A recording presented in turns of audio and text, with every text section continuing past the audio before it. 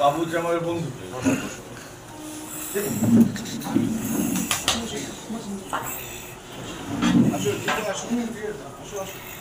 আসেন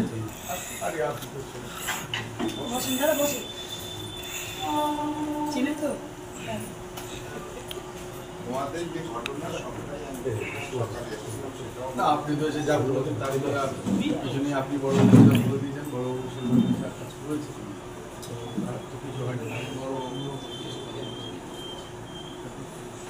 এই ওয়ার্ডে আমার কোনো ব্যাড রিপুটেশন নেই, বিজেপিটা এটা ঠিক, হ্যাঁ, কিন্তু যেভাবে এসে বাড়িঘর ভেঙেছে আর যেমন মেয়েদের করে যা করেছে এরকম আমার জীবন আমি দেখিনি। 65 বছর বয়স হয়েছে,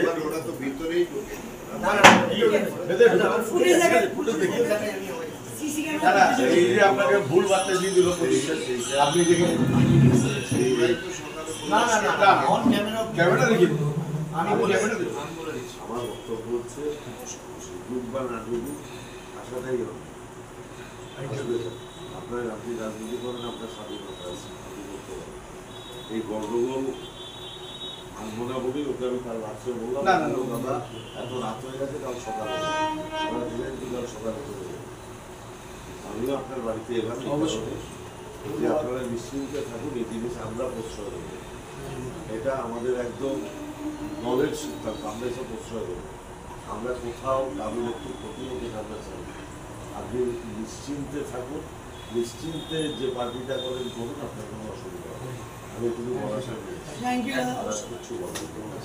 কিছু একটু ঠান্ডা খান আর কিছু গলাটা ঠিক রাখতে ঠান্ডা। আমার গলাটা এখন নতুন আমাদের এমপি সংসদ একটু না পরে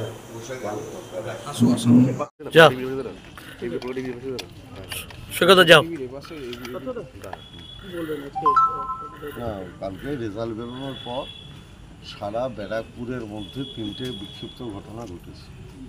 একটা আমি নিজেই বলে দিচ্ছি, ভাটপাড়ার 33 নম্বর ওয়ার্ডে একটা বাড়িতে এরকম হয়েছে, আর ব্যারাকপুরের 24 নম্বর ওয়ার্ডে এই আজকে এখন যেখানে আছি এই বাড়িতে একটা ঘটনা ঘটেছে।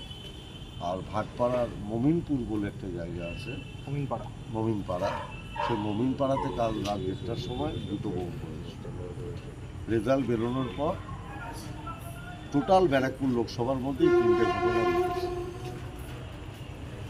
যেহেতু ভাটপাড়া 33 নম্বরটা আমার বাড়ির কাছে, আমি রাত্রেই ওনার বাড়িতে গেছিলাম, আর আমি ব্যারাকপুরের চেয়ারম্যান উত্তম দাসকে ফোন করে বলেছিলাম এই বাড়িতে আসার জন্য। ও বললো দাদা এত রাত হয়ে গেছে, কাল সকালে যাবে। আজকে সকালেই ও এসছে, বাড়ির লোকের সাথে কথা বলে গেছে, এবং এই ঘটনায় পুলিশ অনেককে অ্যারেস্টও করেছিল। ভাটপাড়ার মমিনপাড়ার ঘটনা তো ইতিমধ্যে 12 জন অ্যারেস্ট, আরও অনেককে পুলিশ খুঁজে বেড়াচ্ছে। আমি শুধু ওনাদের বলে গেলাম আপনি নিশ্চিন্তে, আপনি যে রাজনৈতিক মতাদর্শে বিশ্বাস করেন আপনি করুন, দায়িত্ব আমাদের মানে কেউ কোনো ঝামেলা করলে প্রশাসন তার মতো ব্যবস্থা নেবে। অর্থাৎ কাউকে এখানে 1 ইঞ্চি স্পেয়ার দেওয়া হবে না যে কেউ অন্য রাজনৈতিক দলের কারোর উপরে কোনো অত্যাচার করবে, অন্যায় করবে কিংবা ভয় দেখাবে। অর্জুন সিং এসে বলে গেছেন সবটাই নাকি আপনার মদত এবং আপনার পরিকল্পিতভাবেই ঘটনাটাগুলো ঘটেছে।